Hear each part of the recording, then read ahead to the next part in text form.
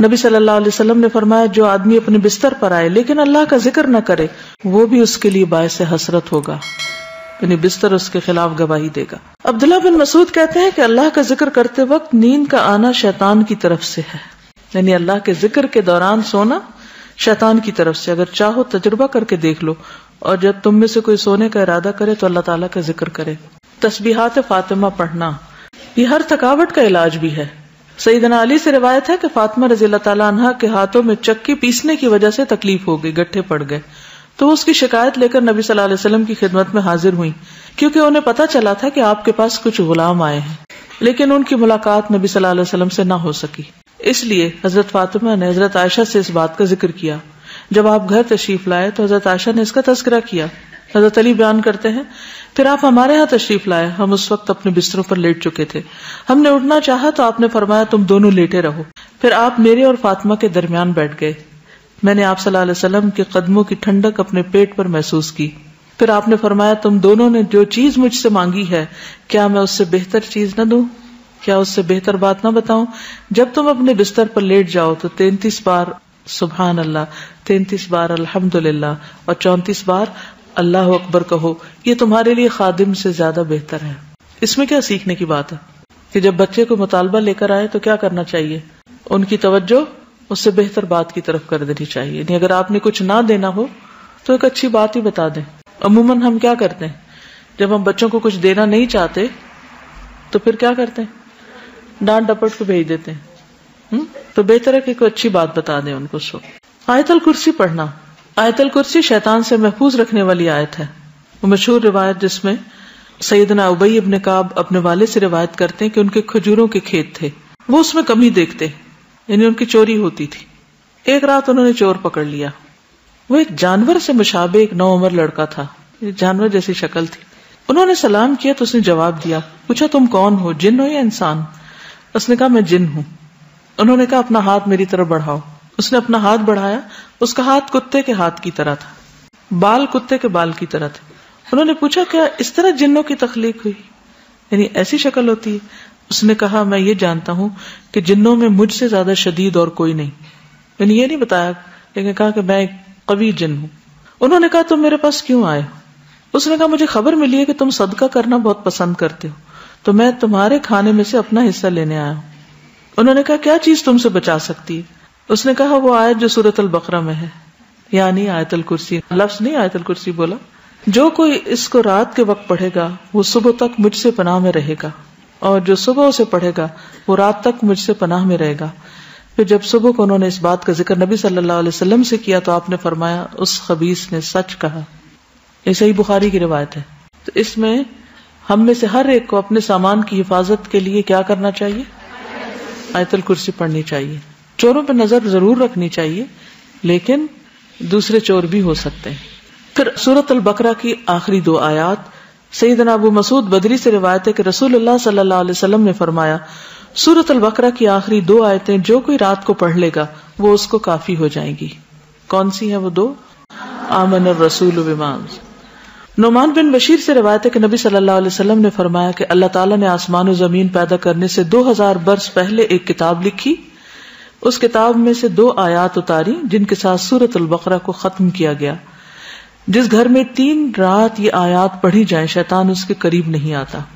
سورۃ الکافرون رات کو سوتے وقت پڑھنی چاہیے۔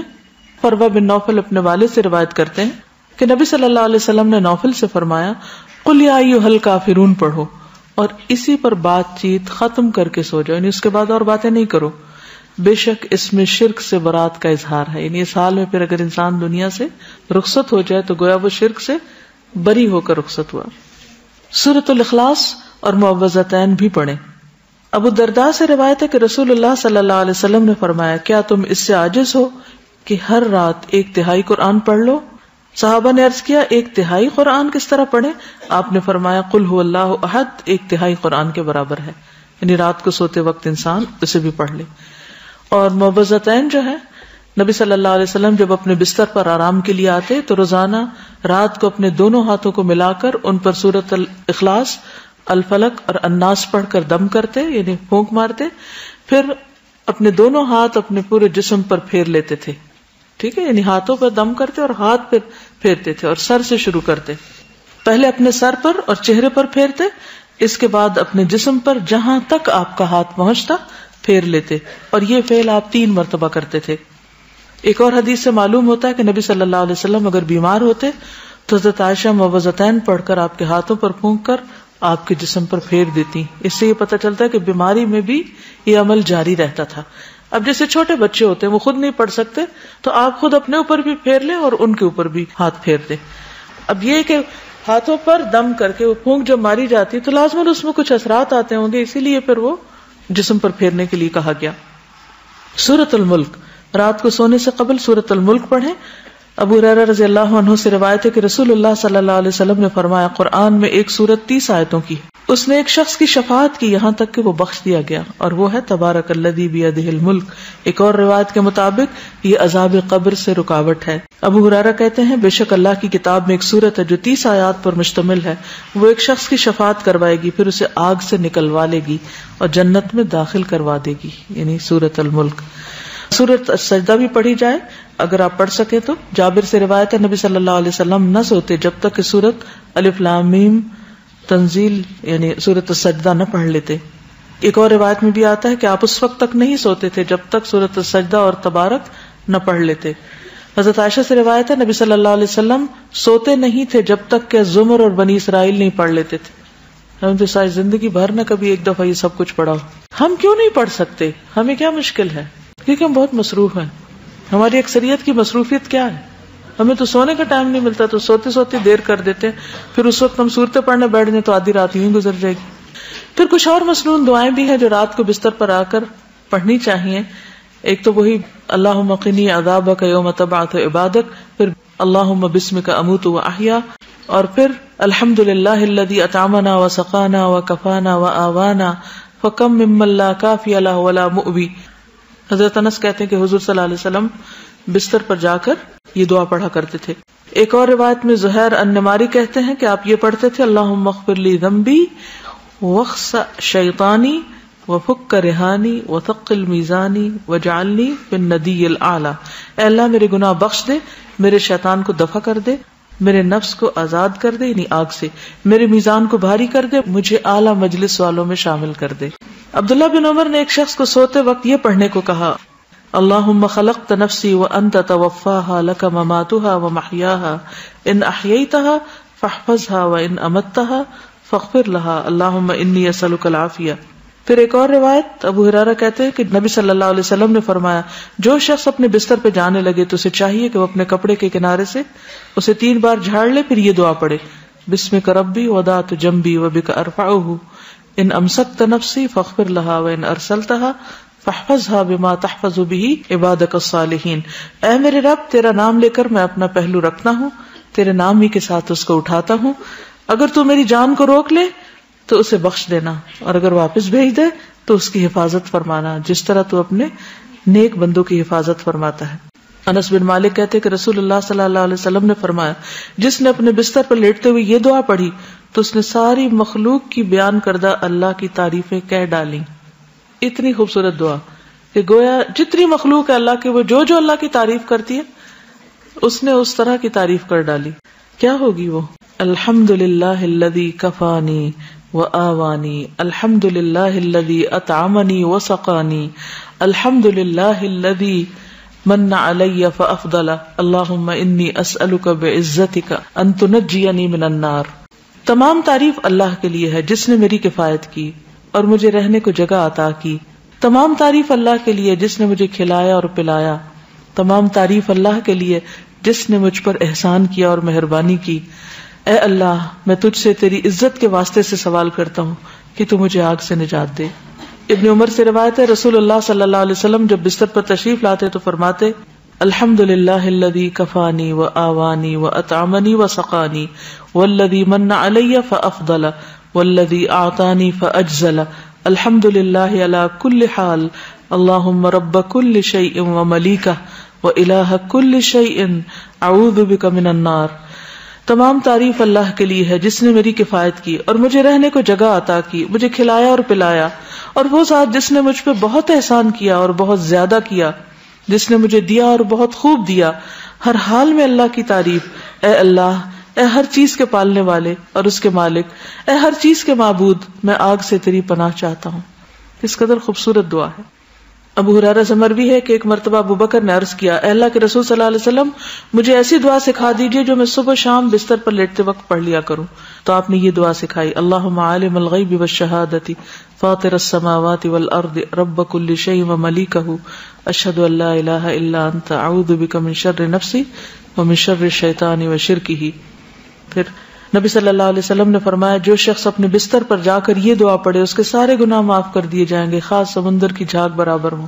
لا الہ الا اللہ وحدہ لا شریک لہ، لہ الملک ولہ الحمد وہو علی کل شیء قدیر، لا حول ولا قوۃ الا باللہ، سبحان اللہ والحمد للہ ولا الہ الا اللہ واللہ اکبر۔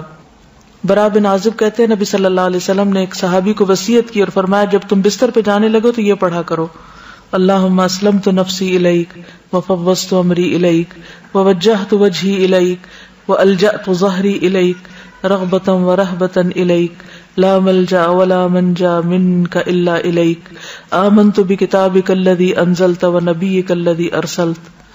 اے اللہ، میں نے اپنی جان تیرے حوالے کی، اپنا معاملہ تجھے سونپا، اپنے آپ کو تیری طرح متوجہ کیا، اپنی پشت کو تیری پناہ میں دے دیا، تجھ سے امید کے ساتھ اور خوف کے ساتھ، تیرے سوا کوئی جائے پناہ اور نجات کی جگہ نہیں۔ میں ایمان لایا تیری کتاب پر جو تو نے نازل کی اور تیرے نبی پر جس کو تو نے بھیجا۔ دیکھیے کتنے ذکر ہیں، کتنی دعائیں ہیں، ایک سے ایک بڑھ کر خوبصورت ہے۔ سیدنا سہیل سے روایت ہے، جب ہم میں سے کوئی سونے لگتا تو ابو صالح کہتے دائیں کروٹ پہ سو جاؤ اور یہ دعا پڑھو، اللہم رب السماوات ورب الارض ورب العرش العظیم ربنا ورب کل شیء فالق الحب والنوا ومنزل التوراة والانجیل والفرقان اعوذ بک من شر کل شیء انت آخذ بناصیته اللہم انت الاول فلیس قبلک شیء وانت الآخر فلیس بعدک شیء وانت الظاہر فلیس فوقک شیء وانت الباطن فلیس دونک شیء اقض عنا الدین واغننا من الفقر۔ نیند آنے تک ذکر کرتے رہیں۔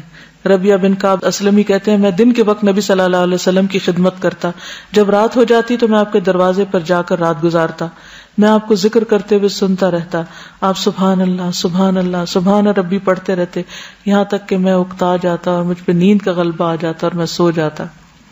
رات کو پہلو بدلتے وقت لا الہ الا اللہ الواحد القہار رب السماوات والارض وما بینہما العزیز الغفار۔